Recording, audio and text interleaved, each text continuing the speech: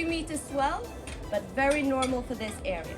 We are anchored in a shallow bay, guys, between 7 to 10 meters of water. We do have quite a few reefs in the area, but we are not anchored on top of the reef. But if there is a little swell, it's just breaking over the reefs, okay? All right, guys, our ride out is only 15 minutes, so it's quick. So please make sure whatever you have with you is stored under the seats. It is waterproof compartments, so it stays nice, safe, and dry. And also on anchor, guys, because of the wind. I've seen everything fly off the boat, so please make sure your belongings is safely secure, okay? All right, guys, let's talk about seasickness. Guys, this can happen on the flattest day. If any of you starts to feel nauseous, the best tip, make sure your wetsuit is open, let some air through, okay? Just promise me one thing, guys. Do not go inside the toilets. Do not go inside the cabin if you're not feeling well. That is your worst enemy. I promise you guys. Head to the front of the boat, okay? That is the best space for everyone. Head to the front. And the crew and I, we are there to accommodate you. We are there to make you feel as safe and comfortable as possible. So please let us help you if you're not feeling good, okay? Also, if you're sitting on top deck, just know there's more movement up there. Come down from there and head to the front, okay? All right, guys, let's talk about the reason why you are here. I assume it is the wildlife. Yeah? Yes. Guys, please know this is what we are working with. We did not train these animals. We cannot control them. Whatever comes around can leave at any time they want, okay? But what I'm gonna promise you, we always try our best. But we never know how long it's gonna take or what is gonna show up. So what I'm gonna ask from you guys today, please have some patience and let's bring some positive energy. I hope you guys agree. Yes? Perfect, guys. It can take 5 minutes for the first shark to arrive. It can take an hour. And because we only work with wildlife, I don't know what's gonna show up today, okay? So our trip yesterday, very slow trip, unfortunately. As we work with wildlife, we never know what's gonna happen in our area. The temperature dropped 3 degrees in one night. That can also be the cause of the slowness of the sharks, but we never know how it's gonna be until we get out there. We never know how the visibility is gonna be because we're anchored in a shallow bay, or what the temperature is gonna be until we are out there, okay? But again, guys, what we are working with active at the moment, that is bronze whaler sharks. What this is a smaller predatorial species that schools through this area. And because it is a schooling species, we can sometimes see more than one, okay? We can see between 1 and 20 of these sharks around, and we have been coming into end of mating season for the bronze whalers in the southern hemisphere, so we have been having big females around. And they can often be bigger than the white sharks we've been seeing since they returned on the 12th of June last year, okay? They can grow up to about 3.3 meters in length, and that is the size of the females we've been seeing, okay? White shark sightings, guys. Always questions about that. I have lots of questions myself about white sharks. But we have had 18 different individuals since the 12th of June last year. Most of these guys were juveniles, so meaning they're not adults, between 1 meter to 2.5 meters in length. So bigger or smaller than the bronze whalers, guys. Our last sighting on anchor with an active white shark, that was on the 26th of December, okay? That was a 3-meter female. She stayed for about 5-7 minutes, then she disappeared, okay? White sharks are highly migrating species, meaning they move over oceans. They come into our area, it could be a few hours, it could be a few days, a month. We never know when they're gonna show up, okay? And sometimes they're just not interested in what we're doing, okay? But again, we're gonna do the best we can. We have a very unique ecosystem. We can sometimes see African penguins in the water, Cape Fur seals, dolphins, short-tailed stingrays, and also other species of sharks, okay? So whatever we see out there, please guys ask lots of questions and let's have some fun, okay?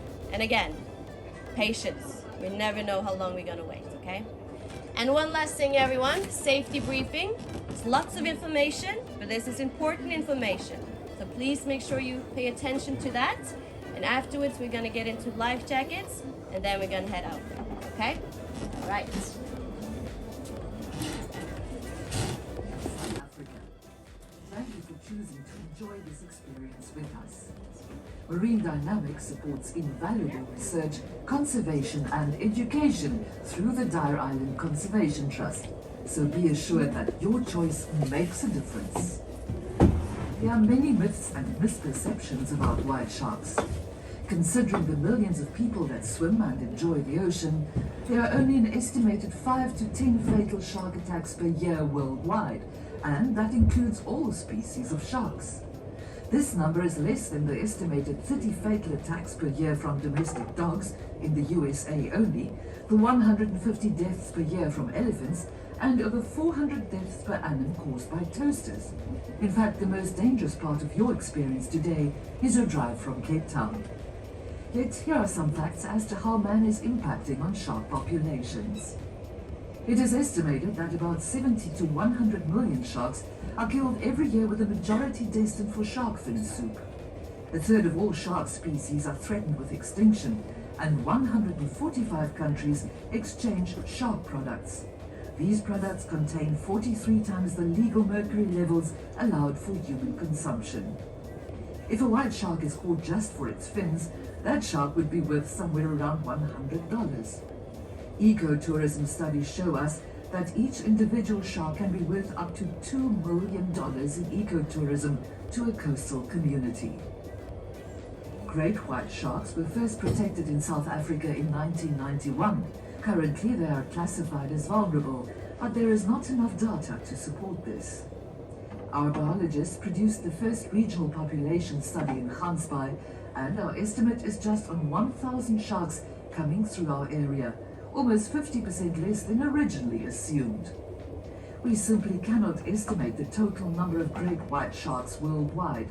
They could be endangered or even critically endangered. In understanding white sharks, it is important to note that the white shark population in Gansbaai is open. Thus, sharks do not live in the bay year-round. They are transient and usually spend a few weeks to a maximum of a few months per visit. The species spends time inshore whilst migrating, often patrolling sandy beach environments. In Gansbaai, notably during our summer between September and March. This is the area we work in during that time, an area we call the shallows.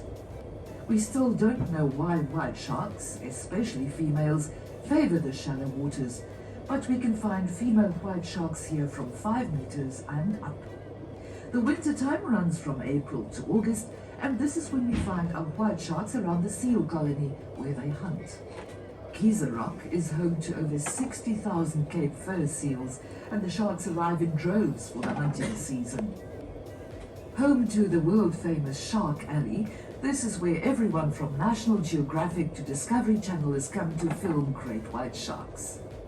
So, where do the white sharks go when not in Gansbaai? The majority of the Gansbaai white shark population migrates east, temporarily residing in other coastal areas along the southwestern Cape to Mozambique. Certain individuals, particularly large females, make large forays into the Indian Ocean, the furthest journey on record being a return visit to the west coast of Australia and back, a distance of 22,000 kilometers. These sharks face many threats along our own shores and off the coast of Mozambique, from bathers' safety nets, drum lines and coastal fisheries. It is important we understand our white sharks, and today you will learn more about our various studies from our marine biologist. Our continued research using acoustic tagging methods, observational data and environmental parameters should yield further new insights into the mysteries of this legendary predator. In 2017, we experienced the deaths of a few white sharks due to orca predation by 2 orca, nicknamed port and starboard, for the way their dorsal fins flop over to the left and right respectively. Our team handled the retrievals and dissections. This was the world first in being able to conduct these necropsies. The most distinct feature that confirmed orca predation was that the liver was missing. Our strategically placed receivers out in the bay have confirmed that all white sharks left the area after this incident. To date, white shark sightings are erratic and unpredictable. This is the wild ocean, and unfortunately we cannot control the weather or the behavior of the sharks. We are reminded that our ecosystem is delicate and that we are unable to guarantee daily sightings at this time.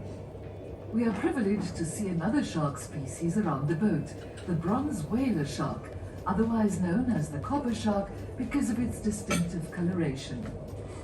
This species is found in temperate waters and usually seen in groups. Bronze whalers can grow up to 3.3 meters in length during its 25 to 30-year lifespan. It is not known to be predatory to humans, but itself faces fishing pressures and is considered near threatened by the IUCN. Marine Dynamics is working towards a no-catch policy in our area. So, let's talk about your trip today. Our boat is named Slashfin after Gansbaai's most famous white shark. Slashfin has a unique dorsal fin, which is actually an old injury sustained by either another white shark or a boat propeller. It returns most years to the Giza rock system to hunt Cape Fur seals. Slashfin is the only boat in the industry purpose-built for cage diving and has the most square surface area per passenger than any other boat in the industry. Slashfin is made for comfort even when operating in the Cape of Storms.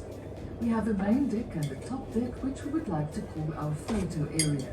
Often you can get great photos of white sharks from this top deck. Please note that we have 2 restrooms on the boat. We have very experienced skippers and crew in the company with years of experience on sea, and our onboard marine biologist can answer all your questions. We have a dedicated bait handler and decoy handler responsible for getting the sharks up close and personal, as well as our chum master at the back of the boat. We have a videographer who will create a memorable film of your trip. The footage is in the form of a downloadable link that can be purchased. Last but not least are our international marine volunteers who form an integral part of our team in data collection and supporting the crew on board. Before we go down to the boat, everybody will receive a life jacket which inflates using a gas cylinder with a toggle on the right-hand side. Be aware not to activate this toggle while you're putting on the life jacket. Please take the waterproof orange jacket with you regardless of the weather conditions. Before going to sea, ensure that you have a dive buddy. In the unlikely event of the boat overturning, it is important that you inflate your life jackets, stay close to the boat and check on your buddy. We have a life raft and a fully equipped first aid kit on board, all safety information, and our crew is well trained on procedures. You will receive a specialized kit on board containing your wetsuit, and we will equip you with a mask and weights before you get into the cage.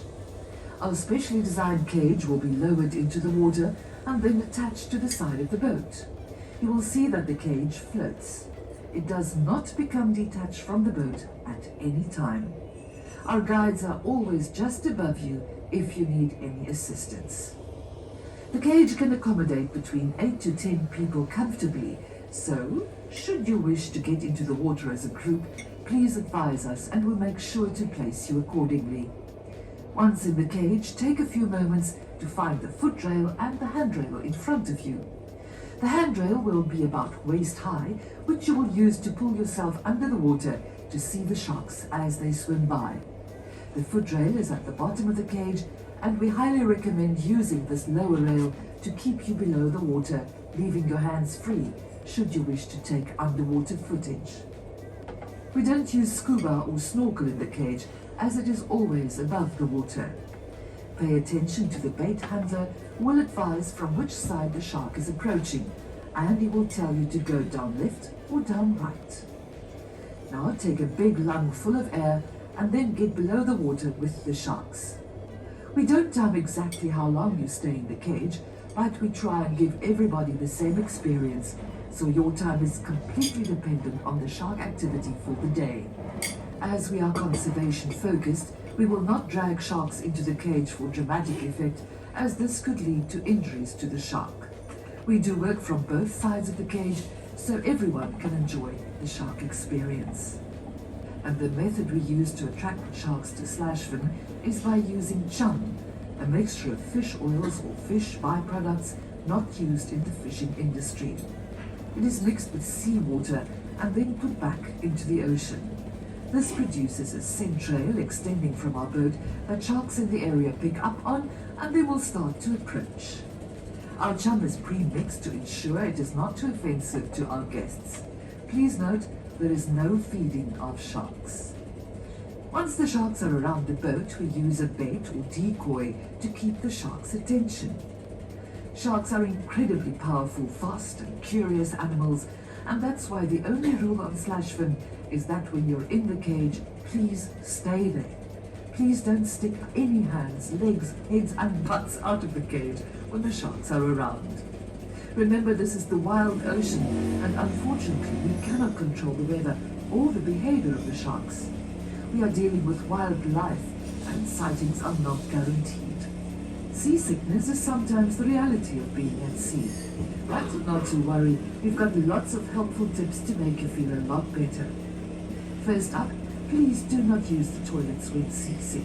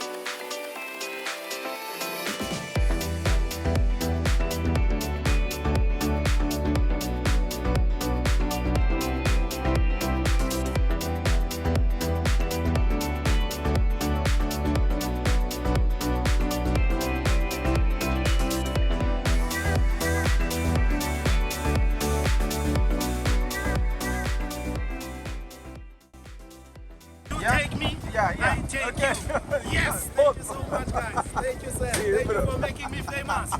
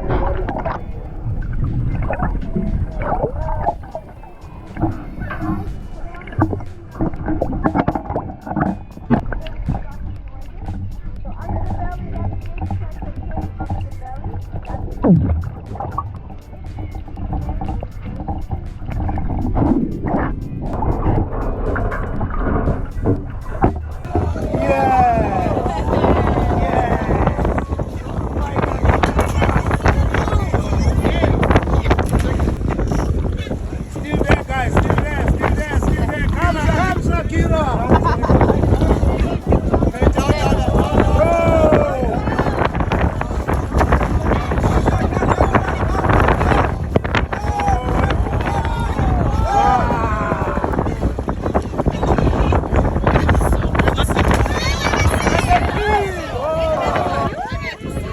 That's a bonus, guys. Yes. So you have to pay 50 rand extra for that. From nothing Yes, to guys. double. You're gonna pay 50 rand extra because of that.